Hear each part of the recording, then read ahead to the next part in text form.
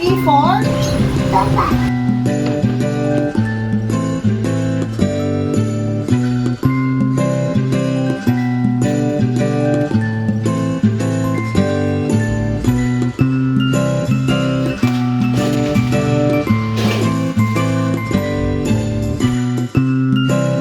Hi, good morning! Ramdam niyo rin ba tuwing umaga itong mga nakaraan medyo malamig ang simoy ng hangin? Ako pa naman, madali akong lamigin kaya ayan, naka-jacket ako dyan. Ito palang mga damit na to, nilaban ko ng magkasunod na araw. Lalo kasing hindi pwedeng matambakan ng labahin dahil nasira ang dryer namin. Pero mabuti na lang, mga bandang 9 AM, tirik na ang araw at ang lakas din ng hangin kaya ang daling matuyo ng mga damit kahit hindi na dryer. At bawas konsumo pa sa kuryente. Iniisa-isa ko nang tanggalin sa hanger para maitupi na at mailagay na sa mga damitan namin. Kanina pala bago ko gawin yan, naglagay na ako ng tubig sa electric kettle ay kukunin ko muna dahil tapos nang kumulo at maisalin na sa thermos. Hindi pa din ako nakapagkape dyan dahil pagkising ko kanina, agad ko nga napansin itong mga damit na nakasabit at ang sakit sa mata at para hindi na rin dinadaan-daanan kaya inuna ko na muna. Nasabi ko na rin pala dati na mas gusto ko ang pagtutupi ng damit kaysa sa paglalaba kasi hindi mo pa natatapos ang mga labahin, masakit na ang likod mo. Kinabukasan na nga pala ito at the usual, maaga na naman akong nagising. Ayan at ngayon pa lang ako makakapagligpit at makakapag-ayos dahil maaga akong natulog kagabi. Ramdam ko na rin kasi yung pagod nung kinagabihan dahil sa maghapong mga paggawa dito sa bahay kaya ipinahinga ko na. Tayo kasing mga nanay, wala na nga yatang katapusan ng mga intindihin natin at mga paggawa araw-araw kaya okay lang na mapagod at isipin na lang natin matatapos din ito at kung hindi man natin matapos ngayon, pwede namang ituloy at kung sobrang pagod na ang nararamdaman mo, pwede namang itigil mo muna at ipahinga ito kasi may bukas pa naman at dahil na ipahinga mo na at nakapag-charge ka na, mas maaliwalas at magaan sa pakiramdam kapag sasapak na naman sa mga paggawa. At syempre, mas maganda na umiwas sa stress. Nakakapangit yun. Well, anyway, gising na rin pala si Bien dito at nagawan ko na siya ng milk niya. At buti na nga lang hindi siya nagpapabuhat dahil mamaya ko na naman matatapos yung mga nililigpit ko dito. Tuwang-tuwa nga pala ako dito sa napinturahan kong electric fan namin. Opo, nirepaint ko lang yan at nagustuhan ko yung kinalabasan kasi nagmukha siyang bago. Ayan at tumayo na ang batang makulit.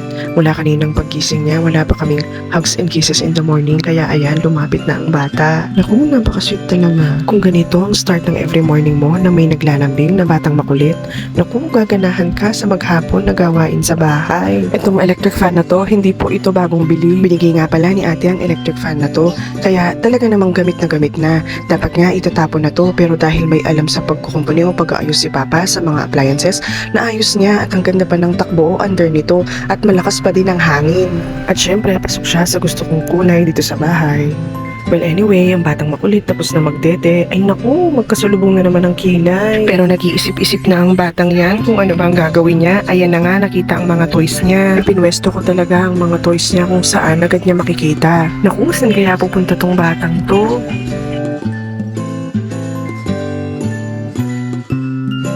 Ako pala yung tinawag niya kasi naman kapag naglalaro ng mga ganitong toys si Bien, gusto niya may kasama siya. Ayan at napatingin pa kami doon kasi gising na rin pala si Ate Tamtam. Sana lang talaga madalas kong maibigay yung mga oras na ganito kay Bien, yung mga pagkakataon na gustong-gusto niya akong makasama at makalaro kahit na lagi akong busy dahil sa dami ng mga ginagawa sa araw-araw. Natutuwa naman ako at natutupad ko yung isang wishlist ko noong New Year para sa taong ito. Sana magtuloy-tuloy.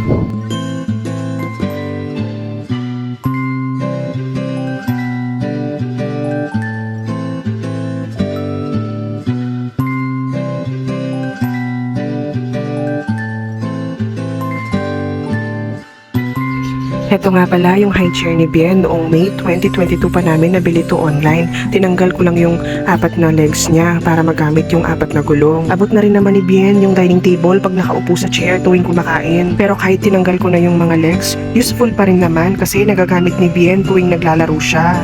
Super sulit ang bili namin dito sa high chair na to. Ang ganda pa ng quality. Removable ang 4 legs with 4 wheels din.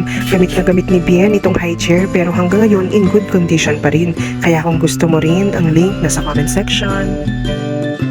Okay, dito naman tayo sa paglilinis ng playmat ni Bien. At dahil color white ito, halata o kitang-kita ang dumi pero okay lang. At least alam ko kung kailangan ng linisan ito. Pati mga insekto tulad ng langgam nakikita agad. Ayun na lang siguro ang advantage pag puti ang gamit mo sa bahay. Madali lang din palang linisan ito. Kung gusto mo rin ang link, ilalagay ko sa comment section. Ayan, malinis na ulit at ready na para sa batang makulit. Aba at sakto naman, gising na tong batang to. Napapahaba ang mga tulog ni Bien sa umaga at kahit sa hapon pa. Kaya siguro lagi siyang good mood at tuwa naman ako noon kasi pag good mood si Bien, halos lahat ng sinasabi ko sinusunod niya. At alam niya ba, tuwing good mood siya, perfect timing ito para turuan siya at the same time makipaglaro sa kanya. Para sa akin mga mi, sa tuwing natuturuan ko siya at marami siyang natututunan sa akin, ang sarap sa feeling noon at para sa akin malaking achievement na yun.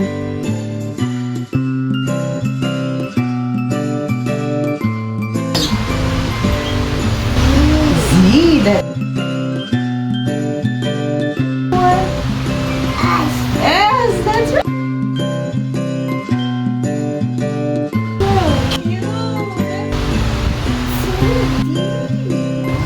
P. P for Papa. Good job. This one? J. Oops. What? Fish. Fish. F. Yeah. Why? Good. Oh. This one. K.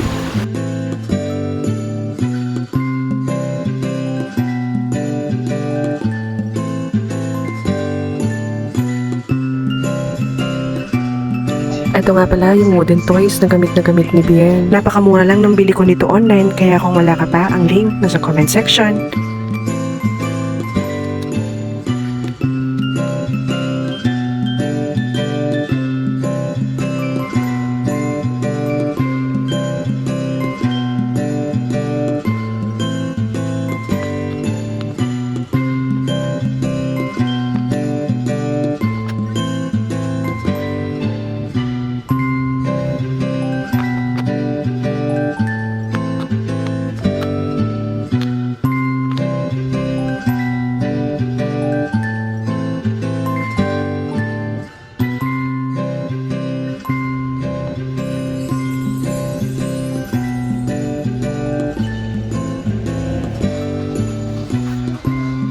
Naku, napagod na yata sa kakalaro ang batang makulit kaya ayan, nagpabuhat na siya. At konting pasayaw-sayaw lang kay Bien at makakatulog na to. Medyo nakakangawit lang sa likod kapag ganitong paraan ang pagpapatulog ko kay Bien. At mabuti na lang laking tulong nitong baby carrier na gamit ko. Ang link ng baby carrier nasa comment section.